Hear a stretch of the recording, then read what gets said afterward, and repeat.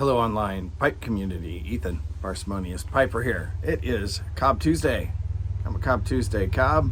I'm a Cobb Tuesday Cap. Today's Cobb, Missouri Meerschaum Great Dane Spool. Nice, smooth one. In it, a unicorn blend. Sadly, Sutliff's Sweated. Now that is not a very appetizing name. Where do they come up with this? Well, Sweated is Red Virginias and Cotterini Perique. And it was the last big project that Sutliff was working on before they were shut down. And the Cotterini Perique was a Cotterini leaves that Mark Ryan, the man who quite famously almost single-handedly saved the Perique industry, he took this Cotterini Perique, or this Cotterini, and ran it through the intensive year-long Perique process, fermenting it, pressurizing it, fermenting it, getting it just so intense, the flavor on it. Now, I had the pleasure, the privilege of getting some of this Cotterini Perique just by itself, directly from Mark Ryan at the last Richmond show that was held at the Sutliff plant a few years ago. And he was just starting to work with them with this leaf at that point in time. On its own, it is really a very delicious component. Mixed in with the Red Virginias, it takes on an entirely not necessarily different, but bolder even characteristic. Let me see if I can get relit here.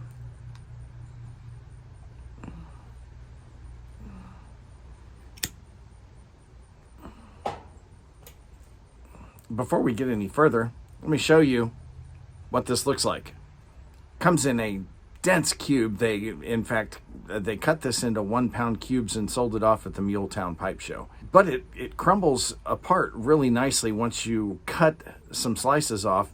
Those slices crumble into a nice cube cut that doesn't take too much to keep lit. Okay, so back to the flavor profile here. The Red Virginias definitely offer what you normally think of as the kind of dark fruit, stewed fruit sweetness to it. The Cotterini Perique just amps that up. There is a sweet and sour and intensity that's not there just even with well-aged Red Virginias. It's not this intense.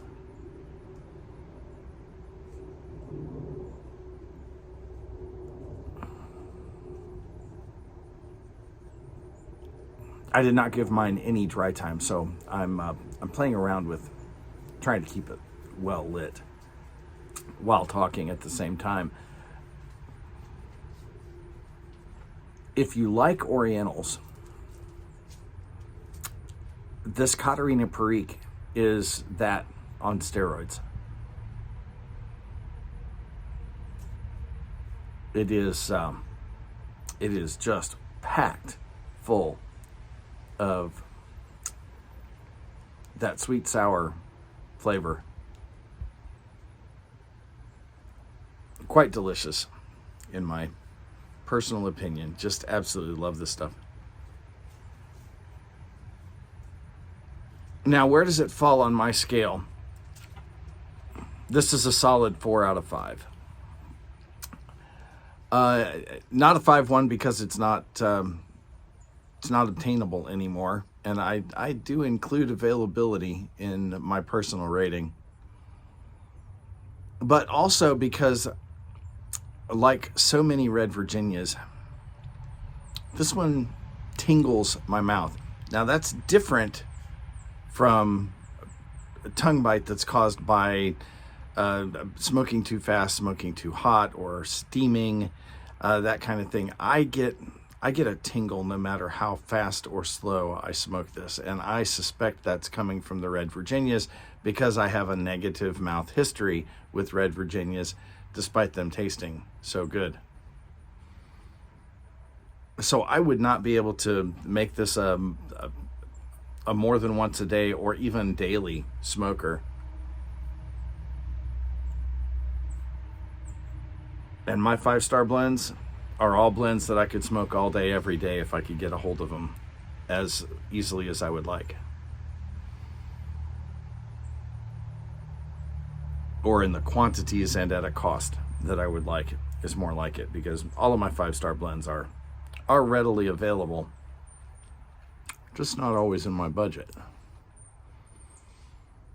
This, though, if this were available, I would at least stock up some of it and have it occasionally, because it is a very tasty blend. Very, very.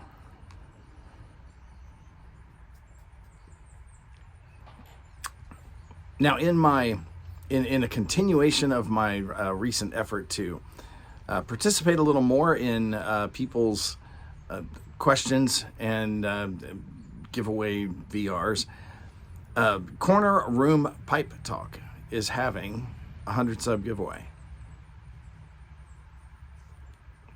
Please don't enter me in the drawing, but I would like to support your channel by doing a VR here. He asks us, what do we love about pipe smoking? Well, there are 3 dimensions to it for me. The first is just the direct experience. The taste, the taste, and the taste. I almost quit before I'd really even begun, because I started off on goopy aromatics like so many people do, and I could smell what was advertised. I couldn't taste it. I have since come to be able to taste what is advertised. I still don't like aromatics. They're okay. They're just not up on my favorites lists. But taste, if it didn't taste good, I simply wouldn't do it. To me, it's not worth having any kind of hobby if you don't simply enjoy it directly at that lowest level.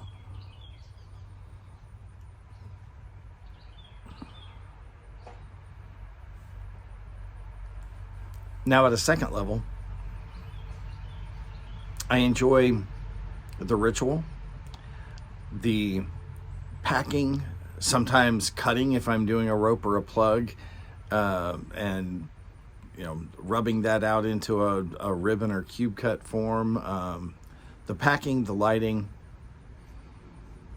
the tactile feel of a pipe in hand, whether it's a smooth pipe like this or something with a gnarly rustication where you just feel that texture and your fingers run back and forth around it. The visual appeal of a pipe, whether it's something with nice curves like that, or something with beautiful grain, or an interesting carving. We all have different favorite shapes. Some folks like the original classic billiard. I'm a Bulldog fan myself. Other folks, pokers, authors, you name it. Everybody has an individual favorite.